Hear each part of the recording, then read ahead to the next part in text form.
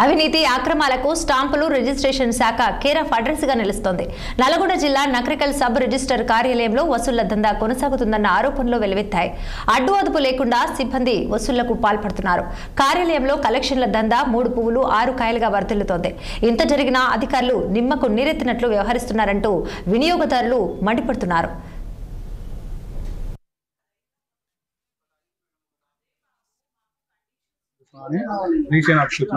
అయితే document writer పోయిన first కటకం మండల ఇల్లురు మా అమ్మ పేరు మీద ఇల్లు మా అన్నదమ్ముల ఇద్దరు శీర్షాగం తీసుకున్నామని రీసేన్ ఆపుతున్నాం.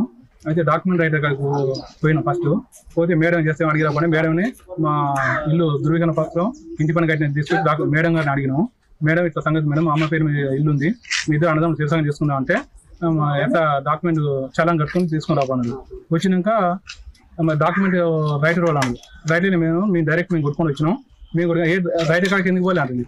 ఏ రైటర్ కాడికి ఎందుకు పోలే, రైటర్లు కొట్టు రావాలిగా, రైటర్ల కాంచి రావాలి ఫస్ట్ మీరే వస్తే డైరెక్ట్ అంటుంది. ఎట్లయితే మేము కావాల్సిన చలం కట్టినాం అని చెప్తే అని తీసుకుంది. చూసినాక మీరు కూర్చోరు అన్నది. ఫస్ట్ వచ్చింది మేమే వచ్చి డాక్యుమెంట్ దగ్గర పెట్టుకొని కూర్చోని చెప్పినాక లాస్ట్ మూమెంట్లో ఒక డాక్యుమెంట్ లోపల ప్రాసెస్ నుండి కూర్చోబెట్టింది. అమ్మ నడవలేదు మేడం అని చెప్తే ఒక డాక్యుమెంట్ ఆపిరు, ఒక డాక్యుమెంట్ చేసిరు.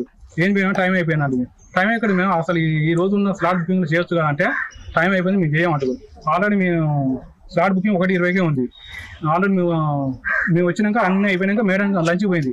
ఇప్పుడు డబ్బులు ఇవ్వలేదంటే ఆపిరు. ఒక డాక్యుమెంట్కి 3,000 రూపాయలు వసూలు చేస్తారట. మేడం మేము వచ్చినాక ఒక ½ అన్ అవర్ తర్వాత మేడం లంచ్కి వెళ్ళింది. లంచ్కి వెళ్ళి వచ్చినాక మళ్ళా మా అమ్మని కూడా లోపలికి మేడం దగ్గరికి తీసుకెళ్తుంటే పెద్ద మనిషి ఏమవుతుంది నా దగ్గరికి అని బయట కూర్చోబెట్టింది. మేము లోపలి పోయినాక మీ ఫైల్ లోపలి పోయింది, ప్రాసెస్ లో ఉందని చెప్పింది. చెప్పినాక ఒక 2 గంటలు వెయిట్ చేసినాం. 2 గంటలు వెయిట్ చేసినాక తర్వాతకి మీ టైం దాటిపోయినాక వచ్చిర్రు, మీకు మళ్ళా స్లాట్ క్యాన్సిల్ చేసుకొని మళ్ళీ కొత్తగా చేసుకొని రావాలని పొద్దు నుంచి ఇప్పటి వరకు ఆపింది. మమ్మల్ని కావాలని డబ్బులు ఇవ్వలేదని కావాలని ఆపింది. డబ్బులు ఇచ్చిన వాళ్ళే మాకన్నా వెనకకు వచ్చిన వాళ్ళే ముందుగా అలా అయిపోయినాయి. మాకు కావాలని పొద్దున్న వస్తే ఇప్పటిదాకా ఆపింది. మా అమ్మ పెద్ద మనిషి ఆమె నడవలేదన్నా కూడా కావాలని మీరు టైం కు దాటిపోయినాక వచ్చారని అంటుంది. డబ్బులు ఎంత డిమాండ్ చేశారు? ఆయన మన స్టాంపులు కొట్టేట ఆయన 200 అడుగుతుండు. కటకం మండల ఇల్లు మా అమ్మ పేరు మీద ఇల్లు మా అన్నదమ్ముల ఇద్దరు శీర్షాగం తీసుకున్నామని